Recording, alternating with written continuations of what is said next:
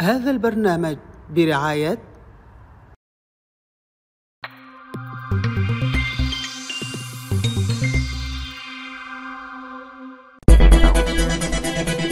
نحاول أن نرى بوضوح أكثر آراء الشارع السوداني، اتجاهات السياسة، أوضاع الميدان.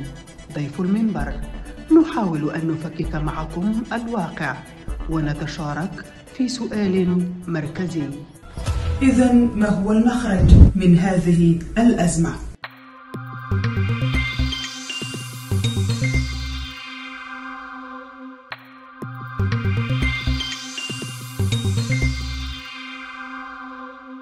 مساء النور ومرحبا بكم في حلقة جديدة من ضيف المنبر الذي لا زال مفتوحا لكل القوى والكيانات والتيارات السياسية السودانية.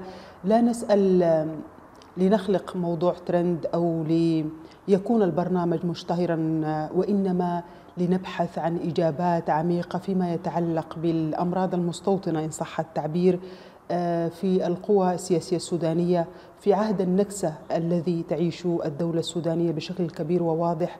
نحاول أن نؤشر على الآلام حتى نستطيع استئصالها والاستمرار كدولة واحدة قوية ومتحدة بإذن الله. حزب الأمة القومي لا زال في ضيافة المنبر، أو نحن في ضيافته، ومعنا السيدة رباح الصادق المهدي مساعدة رئيس حزب الأمة القومي. مرحبا بك ومساء النور للمرة الثالثة. مرحبا بك ومرحبا بالمنبر ومشاهدي المنبر، وأتمنى أن يكون لقاء مفيد إن شاء الله.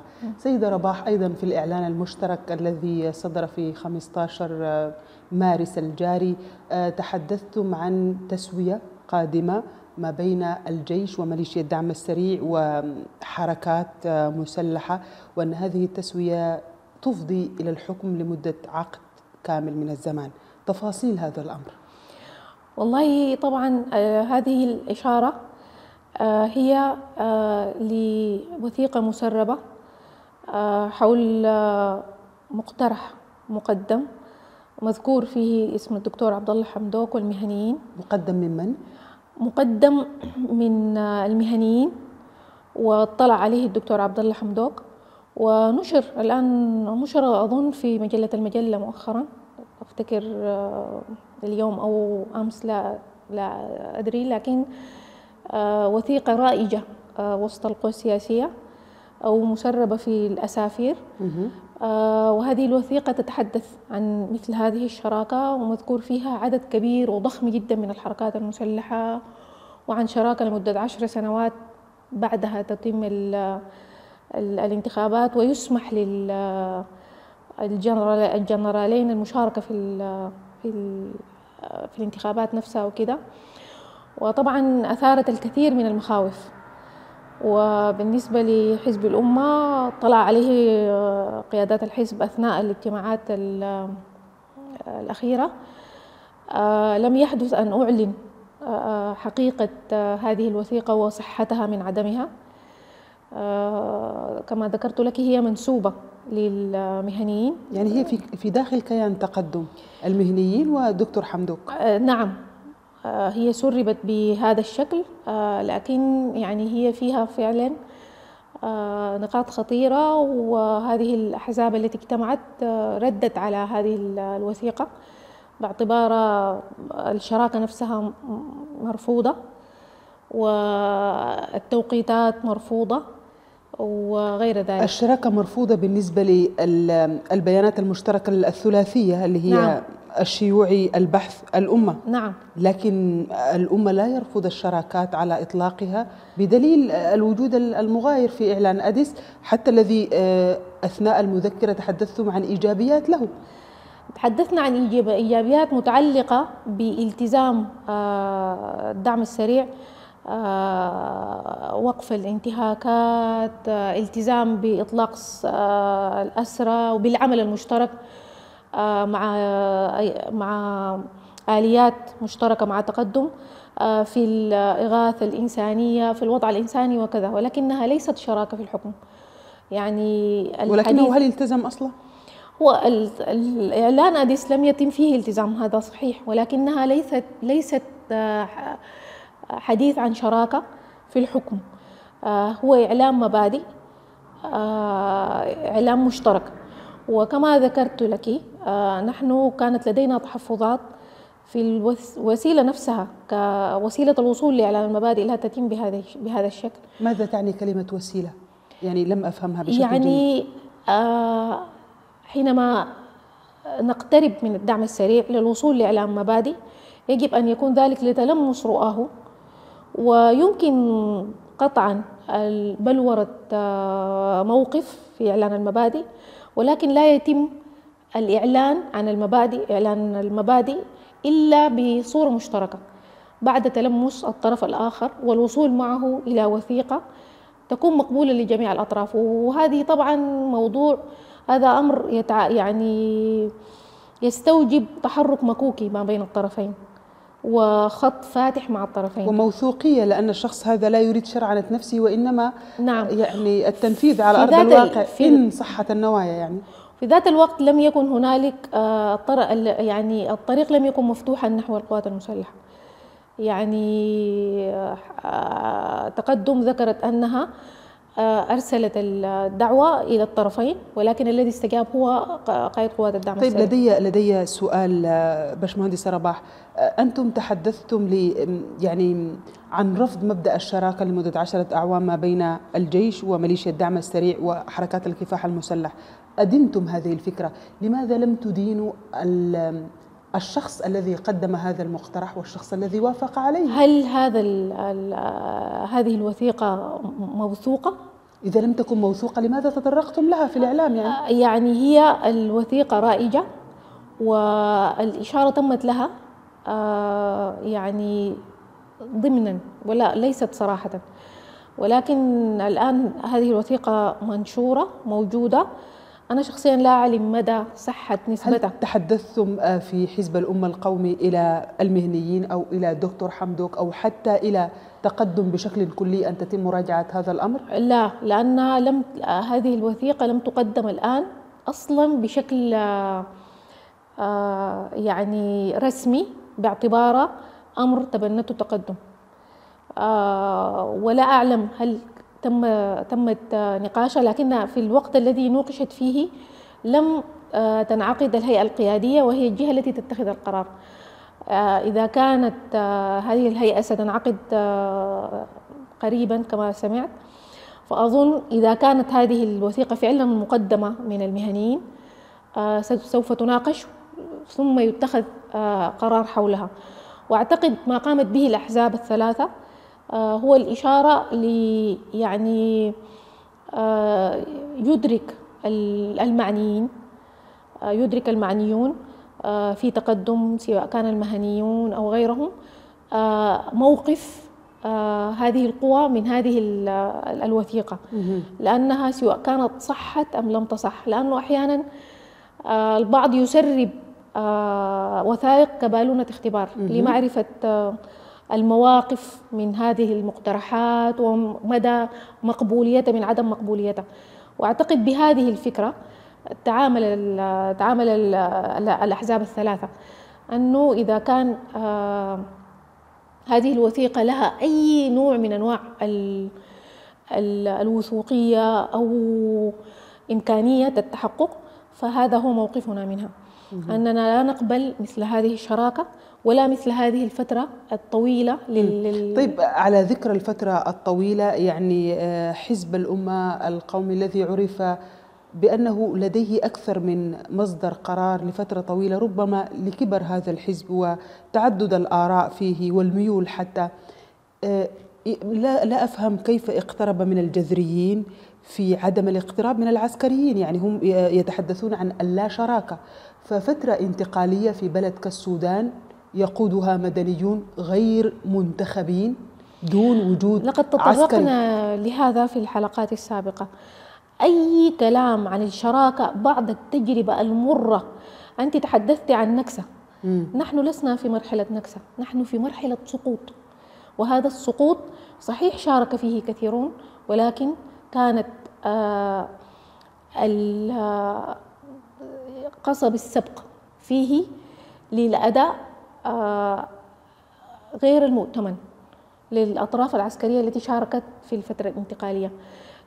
تم القضاء وتمزيق الوثيقة الدستورية تماما على في فكرة الانقلاب. يعني أنت تعلمين أن مثلا دكتور إبراهيم الأمين يتحدث عن تغيير الوثيقة الدستورية لأكثر من مرة، تزييفها، هذه ليست الوثيقة التي وقعت، هذا لم يتم من قبل العسكريين فقط. دكتور إبراهيم تكلم عن ذلك، ولكن إذا كانت زيفت أو غيرت أو لم يكن هذا قد حدث، شهدنا في 17 أغسطس 2019 التوقيع على هذه الوثيقة. نحن في حزب الأمة أنفسنا كان لدينا تحفظات عليها، ونعتقد أنها أجيزت بتعجل وبدون الشورى المناسبة، وكنت شاهدة عيان على تفاهمات مع رئيس الحزب ووعود أن يرجع الأمر، ولم يحدث ذلك وتم تمرير الوثيقة. ولكن بغض النظر عن التعثر الذي رافق هذه الوثيقة، في النهاية اجتمع الناس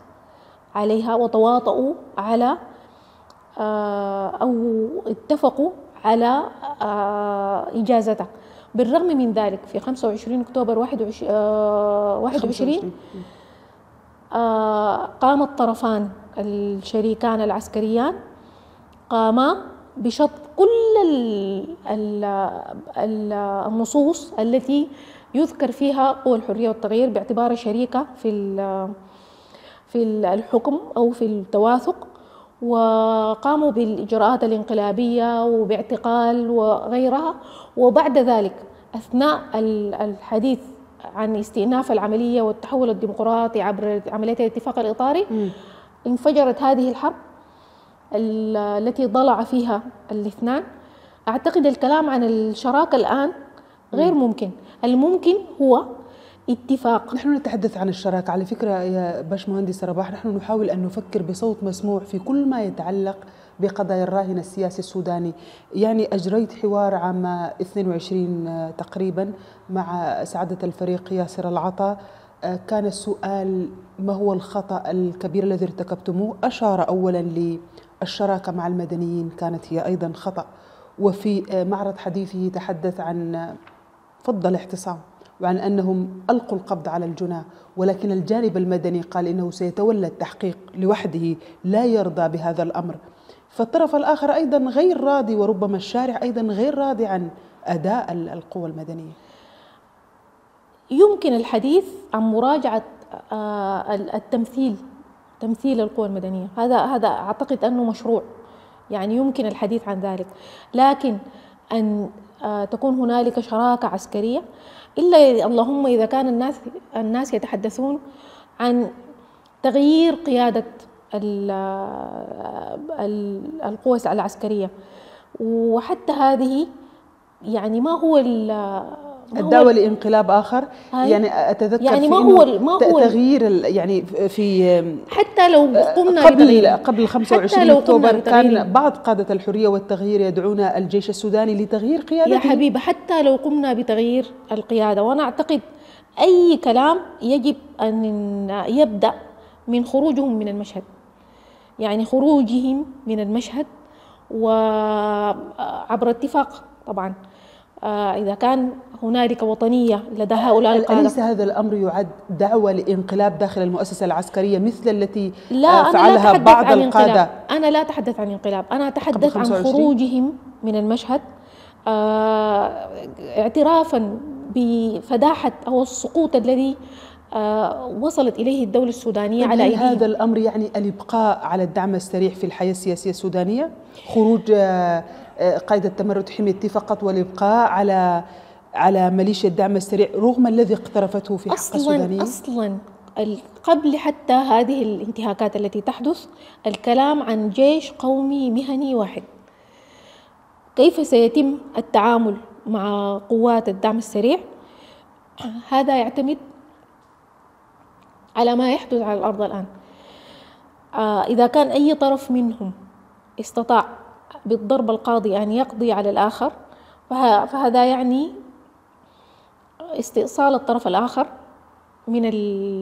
من الوجود. يعني الآن الحديث وسط كثيرين أنه لا نستطيع أن نقبل قوات الدعم السريع في المشهد أبدا وغير ذلك. طبعا الحديث عن جيش مهني واحد، ولكن ما هو مصير هذه القوات؟ هذا يعتمد كما قلت لك على ما يحدث على الأرض، يعتمد على العملية والممكنات فيها. بالنسبة لي أعتقد جازمة أنه يعني الإصرار على جيش مهني واحد بعقيدة عسكرية ديمقراطية تلتزم بحماية النظام الديمقراطي ولا تتدخل في الحكم، تبتعد عن الحكم، هذه يجب أن تكون البداية. ولكن كيف الوصول إليها النهاية؟ ولكن كيف الوصول إليها هذا يعني يعتمد كما ذكرت لك على أشياء كثيرة، ما يحدث على الأرض، التأثيرات الشعبية. يعني كثيرون حتى من الذين يقفون ضد الجيش الآن يعتقدون أن قوات الدعم السريع لن يكون لها وجود، ليس فقط بسبب أداء العسكري، لأنه أداء العسكري أحيانا كان متفوقا، ولكن بسبب التفلتات الكثيرة الممنهجة. نعم، والتي حدثت باستقصاد المدنيين. لكن الحديث عن أن هذه القوات يجب أن تمسح من وجه الأرض كما يعني في الحديث تحت شعار بل بس، يعني هذا أعتقد أيضا حديث غير منطقي، لأنه إذا يعني قلنا أن هذا هو الهدف الأخير بالنسبة لنا قد نصل إليه بعد أن نقضي على كل الشعب السوداني. الآن مثل ما يوجد استنفار لدى كثيرين في مساندة القوات المسلحة، يوجد إمداد مستمر من مكونات سودانية مجتمعية وغير سودانية أيضا، يعني ويوجد إمداد كذلك بالأسلحة. فهذه الحرب صارت كأنها يعني بلا نهاية، لن تكون لها نهاية عسكرية. النهاية الوحيدة الممكنة هي حل سلمي. معنى عندما آتي أسلم على حميدتي الذي قواته ترتكب جرائم أنا أعرفها، فعلت ما فعلته في الجنينة، فعلت ما فعلته مع خميس بكر، وكذلك في وسط السودان في الجزيرة، يعني أنا لا أؤشر لهذه الأخطاء. ما هنا المعضلة أن الانتهاكات التي جرت كأنما الحرب ليست ما بين قوات الدعم السريع والقوات المسلحة، وكأنما الحرب هي على المواطن. لأنه مثلا كما ذكرت في قرى الجزيرة، في بعض القرى لا يوجد، في هذه القرى لا يوجد أصلا وجود للقوات المسلحة. إذا كان ما هو المغزى من غزوها؟ طيب سيدة رباح، أنت تتحدثي عن وجود قوات الدعم السريع ربما كضرورة ولا نستطيع إقصاء من المشهد أو اجتثاث من المشهد بشكل كلي. كيف استطعتم أن ترتدوا ربما الكرافتات المختلفة وأن تضعوا العطور الباريسية وأن تصافحوا حميدتي في تقدم دون التأشير له باعتدائه على المدنيين، على أعراضهم، على مقتنياتهم، ربما تجريف كامل للحياة السودانية؟ أنا لست قمينة بالإجابة على يعني باسم تقدم.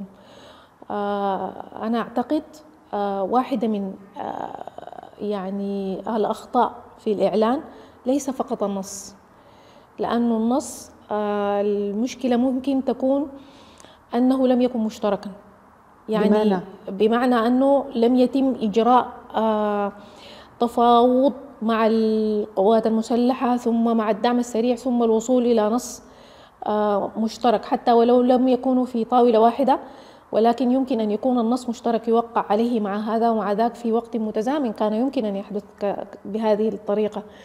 المشكلة كانت أيضا في الإخراج، لأنه مع الانتهاكات الكبيرة التي جرت والتي لم تخاطب إعلاميا من قبل تقدم بالشكل المطلوب، يعني إدانة الانتهاكات من الجزيرة التي حدثت في ولاية الجزيرة جرت قبل أيام قليلة، يعني في حينها حتى لم يحدث إدانة. الأمر الآخر ليس فقط لم تحدث مخاطبة، ولكن حميمية اللقاء والتصفيق على كلامه. أنا اعتقدت أن هذا ينافي ذهنية وحالة الوسيط، وذكرت ذلك ودخلت حتى في نقاش مع بعضهم، وذكروا أننا لسنا وسيطا، أن تقدم ليست وسيط. إذا من هي تقدم؟ تقدم لديها مشروع للقوى المدنية السياسية كطرف ثالث. هي طرف ثالث، هي طرف تؤمن بالتحول المدني الديمقراطي، وأن يعني الدعم السريع حماة الديمقراطية كما يقولون. وطالما أن قائد قوات الدعم السريع السيد دقلو طالما قال هذا الكلام فنحن طربنا له وصفقنا له، ولو قاله البرهان لصفقنا. يعني هذه هي الرد الذي وجدته. وبالنسبة لي وبحسب قرار حزب الأمة، قرار الحزب هو أن نقف على طرفي على مسافة واحدة من الطرفين، وبالتالي أي فكرة أننا ننضم أو نتفق مع طرف واحد طبعا تنقض هذه الفكرة. لكن كما ذكرت لك يعني أنا لست جزءا في تقدم، ومن ناقشته فيهم يقولون هذا بوضوح. نحن نعتقد أن السلام يجب أن يربط بالتحول المدني الديمقراطي، وهذا كان غائبا في عمليات السلام السابقة. إذن يؤمنون بأن الدعم السريع يخوض هذه الحرب يعني لإرساء الديمقراطية في السودان؟ طالما أن الدعم السريع قبل هذا الإعلان الذي صاغوه والمقتبس من وثائقهم، فهم سعدوا بذلك ويسعون لكي يفعلوا ذلك مع الطرف الآخر. المشكلة الأكبر أنها إذا كانت تتحدث عن وقف الحرب، فوقف الحرب رهين بتوسط حقيقي. هم يقولون أن التوسط تقوم به الأطراف في جدة وفي المنامة وفي غيرها من المنابر، ولكن هذه الأطراف لن تستطيع. ماذا تريد تقدم؟ يعني هي تريد مساندة الدعم السريع، هذا أمر واضح. هي تريد أن تربط التحول وقف الحرب بعملية سياسية تكون مربوطة بالتحول المدني الديمقراطي، وأعتقد هذا هدف مهم ومشروع. بعدين هل الديمقراطية دي يعني هل تأتي على أعراض النساء، على ممتلكات الآخرين، على جثث الجميع؟ يعني لهذه الدرجة يصل البحث عن كرسي السلطة؟ هذا مرفوض تماما، ولا أعتقد أن قادة التقدم قد صدقوا أن هذا الشعار، لا أعتقد. يعني هم من التجربة ومن الحصافة بمكان، وحتى يعني تصريحات السيد دقلو قريبا في الفترة الانتقالية لم تكن تؤيد أبدا لا ديمقراطية ولا أحزاب، وكانت تستخف بها جميعا. لكن أعتقد الفكرة إنه تسويق فكرة ربط السلام بالتحول الديمقراطي للطرفين، وأي الطرفين يقبل هم قبلوا بذلك. المشكلة ليست فقط في إبداء التصديق، المشكلة برأيي أن هذا منع لدرجة كبيرة تجاوب الطرف الآخر. يعني ما أنت منحاز، أنت يعني الآن الظهير السياسي له. يعني هذه طبعا الدعاية التي تقال، وهذا ما نريد في حزب الأمة. تكون دعاية أكثر من هذا إذا هم يتحدثون إنه يعني مهما قال شعار الديمقراطية إذن هم معه أيا كان. يعني هم يريدون أن تلتزم جميع الأطراف كما التزمت من قبل. يا أخي من هم أصلا يا سيدة رباح؟ يعني من هم أصلا ليقرروا؟ هم القوى المدنية السياسية الأكبر. هي القوى المدنية السياسية. من الذي قال لها أنت القوى السياسية المدنية تفضلي أنت تمثل الشعب السوداني؟ ناس لم يذهبوا إلى صندوق الاقتراع، لم تأتي بهم انتخابات ويريدون الإتيان بأي طريقة. هل يا حبيبة هل يجلس الناس القرفصاء وينتظرون حتى تنتهي الحرب وتأتي انتخابات ويتحدثون باسم القوى المدنية السياسية أو إذن ينحازوا مباشرة إلى طرف والغ دون التأشير له؟ لا، الانحياز قطعا غير مقبول، وهذا كما ذكرت لك ما خاطبناه في مذكرتنا وما نود مخاطبته تفصيلا. أننا نعتقد في المرحلة الأولى قبل وقف إطلاق النار يجب أن نكون بشكل واضح محايدين بين الطرفين. بعد ذلك في عملية المائدة المستديرة التي ندعو لها، بعد ذلك نكون في تفاوض تدخل فيه أجندة التحول المدني الديمقراطي. إذا كان هنالك طرف أقرب إلينا في هذه المرحلة يمكن أن نقول أننا قريبون منه وأنه يوافق توجهاتنا إلى آخره. ولكن في مرحلة وقف الحرب هذه مرحلة حساسة ومهمة، وأولويتها القصوى تقتضي أن نتجاوز عن الشعارات المعلنة من الطرفين. فلا نتبنى أن هذه حرب كرامة، ولا نتبنى أن هذه حرب تحول ديمقراطي، ونتبنى فقط أنها يجب أن تقف. يعني أرى يعني هذا الوحيد الممكن. نعم سيدة رباح، أنتم تقدمتم بهذه المذكرة الإصلاحية لتقدم ووضحتم أسبوعين. إذا كانت هذه المذكرة بالنسبة لتقدم يعني غير متعلقة بمغادرة حزب الأمة القومي لتقدم، وغير أيضا مرتبطة بتجميد الحزب، إذا لماذا تلتزم تقدم بأي حال من الأحوال برؤاكم الإصلاحية؟ الآن مغادرة حزب الأمة لتقدم ليست مطروحة، لأن أنا أعتقد أن هذا المنبر يشكل بارقة أمل في الساحة. حتى ما طرح من مداولات كانت عن تجميد باعتباره نوع من أنواع الضغط لتستجيب تقدم لها، ولكن حتى التجميد لم يعني تجاوزه الاجتماع وتجاوزته الاجتماعات، وصرنا نتحدث عن قبل أن نجمد وقبل أن نقوم بأي ضغط علينا أن نخاطبهم أولا، لأنه هذه المرة الأولى التي نجتمع فيها كمؤسسات ولدينا من شارك في اجتماعاتهم، وبالتالي هذا مبرر أن بالرغم من مشاركة بعضنا معهم، ولكن هذه المرة الأولى التي تجتمع المؤسسات وتبحث هذا الأمر بروية ونقدم الإصلاحات، ونعتقد طبعا ستكون هنالك مرونة. نعم، إذن فاصل قصير ومن ثم نتواصل معكم مع حزب الأمة القومي الباشمهندسة رباح الصادق المهدي. عقب هذا الفاصل القصير ابقوا معنا.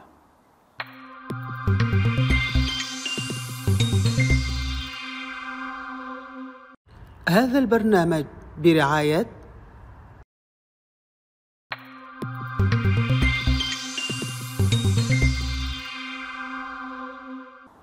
مرحبا بكم مجددا. لازلنا في ضيافة حزب الأمة القومي لنطرح العديد من التساؤلات.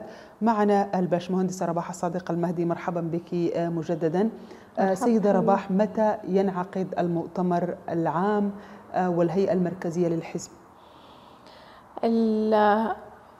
الهيئة المركزية للحزب مفروض تنعقد كل عامين، والمؤتمر العام كل 4 سنوات. كان من المفترض أن الحزب يعد للمؤتمر العام الثامن حتى أثناء حياة الرئيس المنتخب الإمام الصادق المهدي عليه الرضوان، لكن لأسباب كثيرة لم يستطع عقده، وانعقدت الهيئة المركزية في ديسمبر 2019. الآونة الأخيرة طبعا وصية الإمام الصادق كانت أن ينتخب إمام الأنصار في المؤتمر العام الثاني لهيئة شؤون الأنصار، وينتخب رئيس الحزب في المؤتمر العام الثامن للحزب الأمة القومي.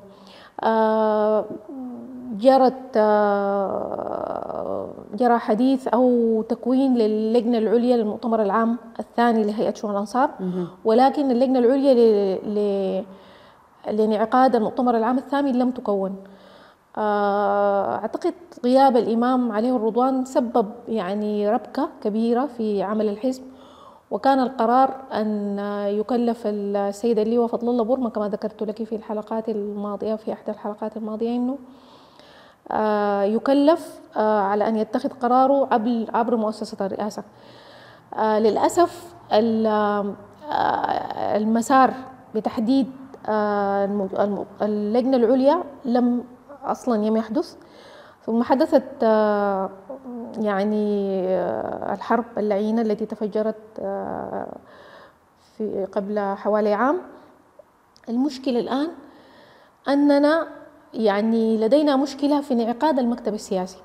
طبعا المكتب السياسي فيه 98 شخص، يعني عضو وعضوة. الهيئة المركزية حوالي 700 عضو، فده عدد ضخم جدا. نحن لنعقد المؤتمر المجلس التنسيق من 25 عضوا كانت مشكلة من ناحية جمعهم هنا، مشكلة رغم أنه في تطبيقات يعني سكايب زوم أي حاجة حتأدي الغرض للحضور. هنالك طبعا مشاكل لائحية في اعتمادها، ولكن الآن بالنسبة للمكتب السياسي يجري التداول حول صيغ للجمع ما بين الاجتماع على الأرض، بالذات في القاهرة هنا فيها وجود أكبر للسودانيين ولعضوية الحزب،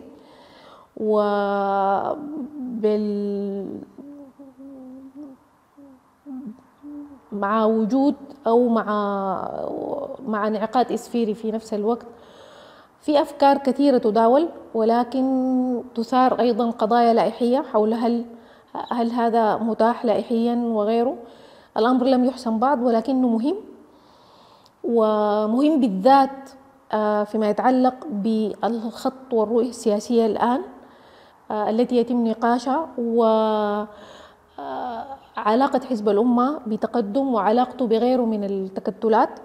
لأنه كما سألت حضرتك وكما تابعتي، هنالك حركة واسعة للحزب، يعني داخل تقدم وخارج تقدم، وهو يدعو الآن لمائدة مستديرة. نعم، سنتحدث عن المائدة المستديرة سيدة رباح، لكن تفضلتي بأن مؤسسة الرئاسة هي ما يجب أن يتخذ عبره القرار من خلال رئيس الحزب، وأن سعادة اللواء فضل الله بورما قد أقر بهذا في الاجتماعات الأخيرة. ماذا إذا لم يلتزم؟ يعني نحن لن نفترض أنه لن يلتزم. إذا لم يلتزم، إذا واصلت المسيرة بغياب المؤسسات، هذا سيعيق أداء حزب الأمة لدرجة كبيرة، أكثر ما هو تأخر كثيرا في تحركه المؤسسي. وأعتقد يعني غير إعاقة أداء الحزب، إعاقة دوره المأمول باعتباره طرف ممكن أن يكون مقبول لكل الأطراف، وحتى لو لم يكن مقبولا للحزب كله، هنالك في تيارات المختلفة هنالك تقارب مع جهات مختلفة. ودي قوة لحزب الأمة ينبغي أن يستثمر فيها في عملية وقف الحرب وفي عملية إدارة العملية السياسية بتوافق. نعم، يعني لم أفهم الإجابة. إذا يعني السيد رئيس الحزب لأي سبب من الأسباب كانت لديه تقديرات ذاتية دون الرجوع لمؤسسة الرئاسة، ما هي آليات عمل الحزب؟ طبعا الحزب فيه آليات، منها هيئة الرقابة وضبط الأداء، وهذه كانت تستأنف أو ترفع قراراتها للرئيس المنتخب بحسب الدستور. الآن لا يوجد الرئيس المنتخب، يوجد رئيس مكلف على أن يتخذ قراراته عبر مؤسسة الرئاسة. هذا وضع جديد تماما، لم يتم بحثه، يعني لم يتم شكوى الرئيس المكلف حتى الآن. لكن هو طبعا هي هيئة قضائية، هيئة ذات طبيعة قضائية. بصراحة يعني شديدة سيدة رباح، هل تري أن حزب الأمة القومي أصبح يعني قراره مختطف ربما لمصلحة جهة ما، أو لأن هنالك أشخاص يرجحون كفة طرف على آخر؟ في الحزب كما ذكرت لك من قبل، في الحزب توجد كل التيارات وتوجد كل أنواع التعاطفات. العاصم الوحيد للحزب ألا ينقسم وألا يتشتت ألا يتفرق هو التزام قيادته ومؤسساته القيادية العليا، التزامه بالديمقراطية وبالمؤسسية. هذا أمر سار على مدى العقود السابقة، هذا أمر لا يمكن تخطيه. القيادات الموجودة الآن على سدة المؤسسات، سواء كان مؤسسة الرئاسة أو مجلس التنسيق أو حتى المكتب السياسي، قيادات متعودة على درجة عالية جدا جدا من المؤسسية ومن الديمقراطية. أي تجاوز لذلك لن يكون مقبولا، ونسأل الله أن لا يتم أي تجاوز. ونعتقد أنه السيد الرئيس المكلف أبدى كثير من التفهم والمرونة، وحتى وقع على عهد وميثاق يعني فيه نصوص واضحة جدا بالالتزام بذلك. نعم. سيد رباح، قبل أن نلج إلى مسألة المائدة المستديرة، الآن حزب الأمة أكثر من حزب، الانشقاقات موجودة بداخله، ربما إسفين دق بين يعني فرقاء متعددين من أحزاب الأمة إن صح التعبير. أليست هنالك أي نية أو خارطة طريق أو خطوات لتجميع حزب الأمة ليعود كما كان، حزب بقواعد غير يعني متشققة أو متفرقة بأي حال من الأحوال؟ لأنه إذا كنا نريد تجميع العسكريين وتجميع القوى السياسية المدنية، من باب أولى أن نجمع أنفسنا. أنا لا أدري ما هو الإسفين الذي تتحدثين عنه. الإسفين إذا وجد هو تغييب المؤسسات. الآن نحن نتحدث عن تفعيل المؤسسات. أنا أتحدث عن أحزاب أمة أخرى يعني خارجة عن حزب الأمة. لا، هذه الأحزاب أحزاب مجهرية، وقد تكونت في مؤامرات على الحزب على يدي النظام البائد. حزب الأمة الموجود الآن هو الحزب الذي تتبع له القواعد، قواعد حزب الأمة التاريخية وقواعد حزب الأمة الجماهيرية، تتبع لها حزب الأمة القومي. هذا الحزب توجد فيه تيارات مختلفة، ولكن العاصم الوحيد له ألا يتشتت كثير من الأحزاب التي تفرقت، وحتى الحركات المسلحة تفرقت تشظت، هو الالتزام كما ذكرت لك. ومثلا في الاجتماع الأخير كانت هنالك تباينات شديدة وضخمة وجدت طريقها ووصفناها حتى في إعلان القاهرة، أن هنالك كان تباين، ولكن في الآخر خرجنا برؤية واحدة، سواء كان في إعلان القاهرة أو كان في الرؤية الإصلاحية. هنالك في المكتب السياسي وفي المؤسسات الأخرى الأعلى هنالك أيضا حديث عن ضرورة الإشراك. أيضا هذه الدعوة لإشراك المكتب السياسي، وحتى لو أمكن عقد كما ذكرتي بالإسفير أو بغيره للمؤسسات الأضخم، كل ما استطعنا أن نفعل مؤسساتنا، كل ما استطعنا أن نسير في طريق مجمع عليه وقادر على تجميع الآخرين. نعم. إذن لنأتي لفكرة المائدة المستديرة التي وصفتم بأنه يدعى لها العسكريين وكذلك المدنيين. بدءا توقيت هذه المائدة المستديرة، هل هي بعد انتهاء الحرب أم قبل انتهائها؟ فكرتنا الأساسية طبعا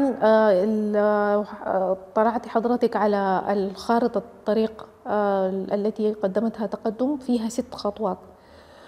فكرتنا إنه الخطوات الأولى الثلاث اللي هي معنية بوقف العدائيات والوضع الإنساني والوصول لإعلان مبادئ، هذه يعني تسير الآن في مفاوضات جدة، في المنامة، في غيرها، وتسير تقدم أيضا في الخطوة الثالثة اللي هي الاتفاق على إعلان مبادئ. خطوة المائدة المستديرة بحسب فكرتنا تنضوي أو تتضمن الخطوات الثلاثة الأخيرة، اللي هي في الخطوة الرابعة جمع كل الفرقاء وطرفي الحرب وتقدم وكل الأطراف المدنية والسياسية ما عدا المؤتمر الوطني، جمعها في لقاء يكون له فيه ميسرين إقليميين ودوليين، ثم بعد ذلك عملية التفاوض للوصول للمبادئ الرئيسية، وأخيرا الوصول للإطار الدستوري والحكم الانتقالي، ترتيبات الحكم الانتقالي. نحن نعتقد أن هذه العملية يجب أن تكون كلها مؤتمر مائدة مستديرة، في يعني كل هذه الأطراف تكون مشاركة بحيث لا يتم عزل مسألة السلام بعيدا عن الترتيبات الحكم. ما هي القضايا المهمة التي ستطرح؟ هنالك قضايا أساسية مثلا قضايا الترتيبات الأمنية، الإصلاح الأمني والعسكري. طبعا في أدبيات تقدم يتحدثون عن إعادة بناء وتأسيس، وهي مسألة خلافية. هل هو إصلاح؟ هل هو إعادة بناء وتأسيس؟ هل هو إصلاح وبناء؟ ومن الذي من حقه أن يبني أصلا يعني مؤسسة أمنية وعسكرية منفردا ويقصي هذا؟ المهم هي قضايا خلافية. حتى المصطلح نفسه ينبغي أن يضبط بشكل متفق عليه حتى لا يكون عظمة نزاع ذات نفسه. يعني لكن على أي حال قضايا العدالة الانتقالية قضية مهمة شديد. قضايا العدالة الانتقالية، تعويضات وغير ذلك، وجبر الضرر وغيرها من الأشياء. وأيضا قضايا الانتقال الديمقراطي وترتيباته، قضايا نحن نعتقد أن تدخل قضايا العدالة الاجتماعية، قضايا قسمة الموارد. هنالك الحديث طبعا عن الملف وقد يتمدد الأمر لربما البعض يعني يطالب بفيدرالية تماثلية بحكم ذاتي. قضايا الحكم والدستور واحدة من القضايا المطروحة طبعا. وإذا اطلعت حضرتك على الورش التحضيرية للمؤتمر التأسيسي فيها عدد من أعتقد 7 ولا 8 قضايا من القضايا دي، ونحن نقترح إضافة ملفات أخرى. على أي حال القضايا الرئيسية ينبغي أن يتم الاتفاق عليها، ثم ننتقل إلى مرحلة بناء السلام.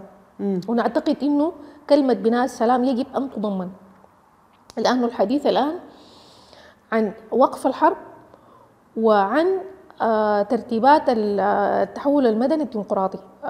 طبعا مسألة بناء السلام مسألة متداخلة ومتشابكة مع كل ذلك، ولكنها مسألة مهمة ومهمة الإشارة لها لما يعني تتضمنه من قضايا مهمة، سواء كان في ملف الترتيبات الأمنية، سواء كان في ملف العدالة الانتقالية، سواء كان المشاكل العديدة المتعلقة ببناء السلام. نعم. والمصالحات الاجتماعية وغيرها. نعم. باشمهندسة رباح، سعدت جدا بوجودك في هذه السلسلة من الحلقات، وأختتم معك ربما بسؤال ليست له علاقة بمجموعة هذه الأسئلة المختلفة اللي هي في حديث لك ربما إبان وفاة الإمام الصادق المهدي. تحدثت عن ربما مؤامرة حول وفاته، ربما اغتيال سياسي شخصي لمواقفه. أريد أن أتحدث إذا كانت لديك بعض الأدلة، بعض البراهين، ويعني أصبح الاتهام يؤشر نحو من؟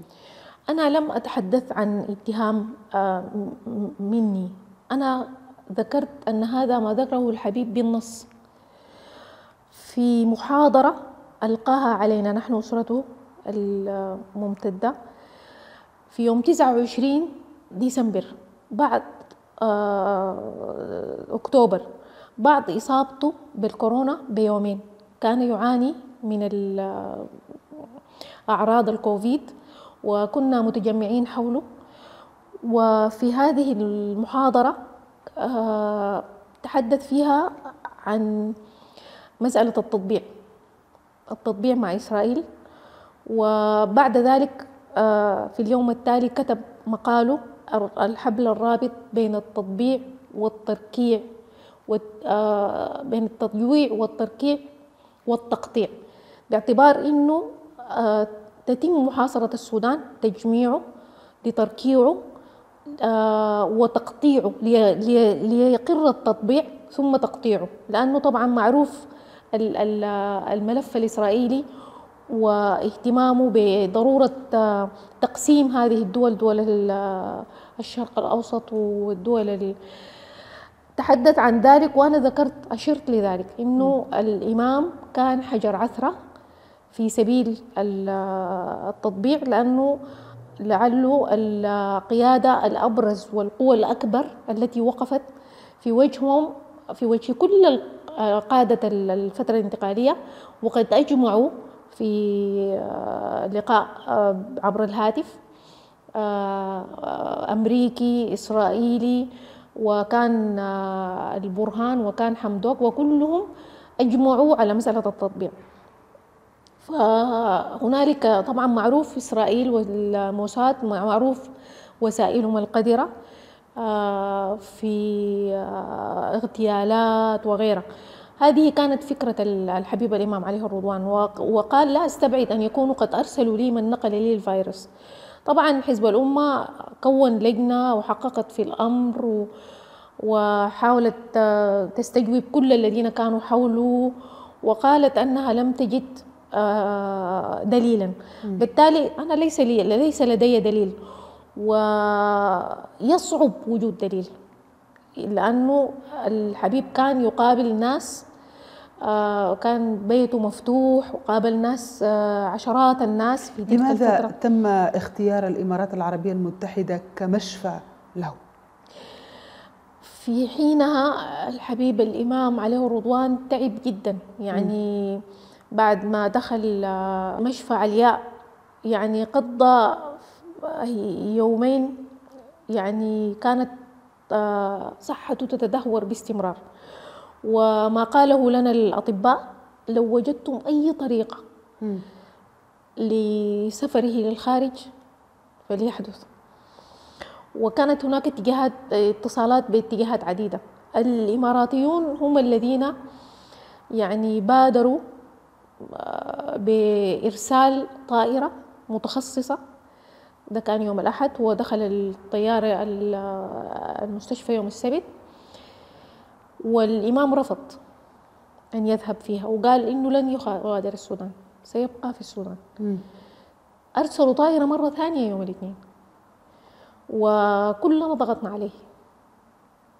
ضغطنا عليه. كان يبدو أنه يشعر أنها أيامه الأخيرة ولم يكن يريد أن يغادر، لكن كلنا ضغطنا عليه تحت نصيحة الأطباء. كان في مسارات أخرى لألمانيا لدول أخرى، ولكن لم تسر بذات السرعة ولم تكن فيها ذات المبادرة. يعني أنا سألت حول أنه إذا كان الإمام عليه رحمة الله يتحدث عن مؤامرة ما، وهذه المؤامرة لديها علاقة بإسرائيل، أعتقد أن الإمارات لم تكن الدولة الأوفق لاستشفاء الإمام عليه الرحمة. يعني الفكرة كانت أن هنالك خطر ماثل، وهنالك خطر محتمل، يعني ما بين خطر ماثل وخطر محتمل. أنت تختارين تختارين أن تتخلصي من الخطر الماثل. وكل ما جاء في التحقيقات أنه لم يثبت أن هنالك شبهة، بالعكس يعني كلنا شكرنا الإمارات على مبادرتها وغير ذلك. لكن ده كان انطباعه أنه لا يستبعد أن الإسرائيليين يسعوا للتخلص منه، باعتبار أنه حجر عثرة في طريقه. الإمام عليه رحمة الله كان واحد من ممسكات الدولة السودانية، ووجوده كان من الأهمية بمكان. وربما في هذه الليلة حالكة الظلام أبان للناس جميعا كيف كان موقفه، وكيف كان يمثل لوحده مجموعة من البشر الذين يسندون هذه الدولة السودانية التي نتمنى أن تعود لأفضل مما كانت عليه بإذن الله. الباشمهندسة رباح الصادق المهدي، مساعدة رئيس حزب الأمة، كنت ضيفة عزيزة علينا. شكرا لصبرك ل3 حلقات متتالية. شكرا لك حبيبة، شكرا لمشاهديك، شكرا للحبيب علاء. شكرا جزيلا لتفضلكم بهذه الحلقات مع حزب الأمة القومي. حتى جديد اللقاء نفتح قوة المنبر نحو اتجاهات سياسية أخرى، وحتى جديد اللقاء دمتم في أمان الله.